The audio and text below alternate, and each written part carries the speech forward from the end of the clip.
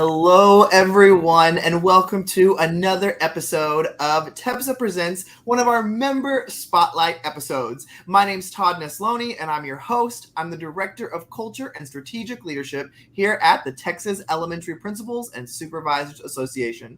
We're thrilled every week this fall to be able to bring you different members across the spectrum and introduce you to them because all of you are doing fantastic things, and it's better when we know even more people we can connect with to get ideas and resources from. I am so excited to have Kerri Ashlock on with me today. Kerri, thank you for being here. Can I tell everybody a little bit about who you are? Okay, sure. So I've been married to my husband for 23 years. We have 4 kids. They are 22, 20, 11, and 5. So we have like a wide range. But I've been in education since 1999, and I was a teacher for about 14 of those years. And then I was an assistant principal for a while. And this is actually my second year as the principal at Lincoln Elementary in Montgomery ISD. I love it. So, Kerri, I always like to think about we all have different journeys to where we get to today. Obviously, at some point in the classroom, you were thinking that a leadership role on campus or in district level or anything like that might be somewhere down the road for you. What was that kind of deciding moment where you were like, I might be ready for something outside the classroom? That's a good question.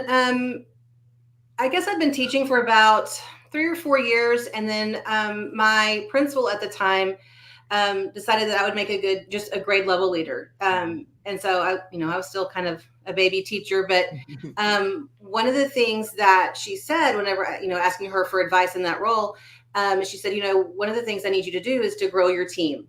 And so then that made me shift my mind from I'm not just working with kids, I'm also working with adults. Right. And so that kind of started me thinking about the impact we can have as educators, not just on the kids that we come into the classroom with, but also on our colleagues. From there, after a few years, I went on to get my master's. I became a gifted and talented specialist. So I then was working with a broader range of kids, and then with teachers who worked with those kids. And then eventually, I stepped into that assistant principal role. But I think a lot of it just came from, part of my why or my passion is about helping people grow. And initially it was just kids, and then it was, now there's more, right. Helping my colleagues help meet their goals. And then, that's kind of how I got to where I am. I love it. Now, you obviously moved from the assistant principal role to the principal role during a pandemic in the midst of our field being completely different. But besides that, I always laugh about how we always think we know what a job is until we get put in that position. And you're like, there was a lot they didn't tell me. And so when you got that jump from assistant principal to principal, what was something that was kind of eye-opening to you or that you learned along the way? I was really fortunate to have some fantastic mentors as an assistant principal who really let me do and grow in a lot of the areas that you need to become good at to be a principal. So that really did help me a lot. But in the role of principal, the buck kind of stops with you. And so there's not that, you hope there's not the next step. Yeah.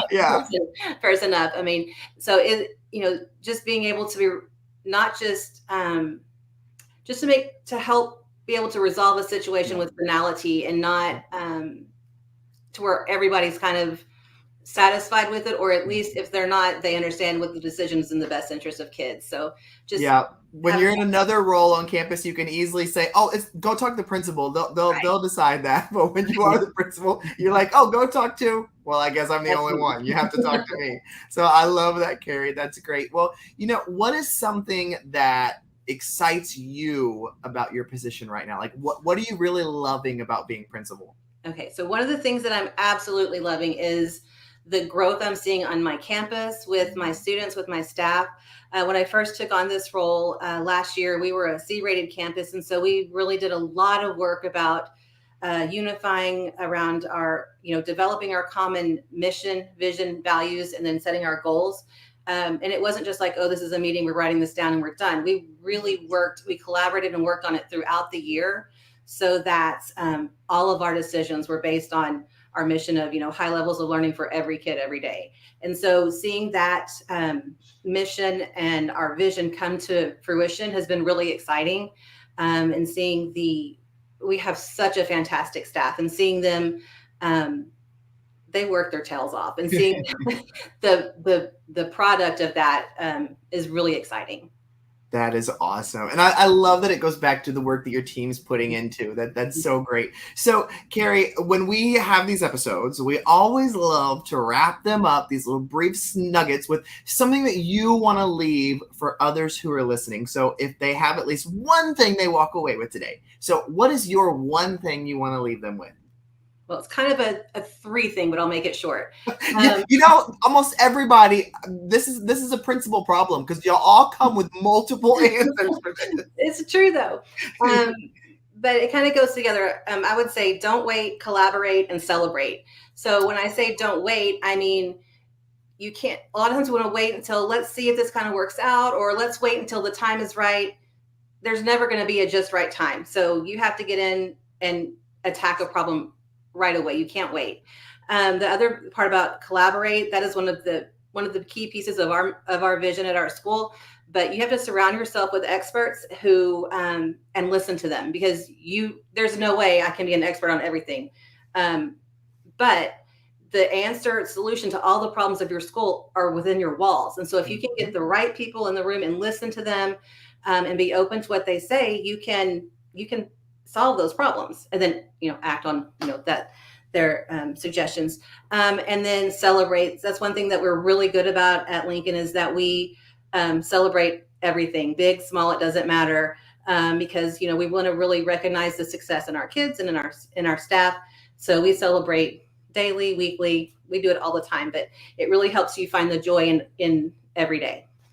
So I'm totally writing that down, because I love don't wait, collaborate, celebrate. That is great advice, no matter what your role is. So what a perfect way to end this episode, Kerri. Thank you so much for joining us. If people want to connect with you online, are you on any social media platforms? I do. I will say probably my most professional one would be through Twitter. It's just at Kerri Ashlock.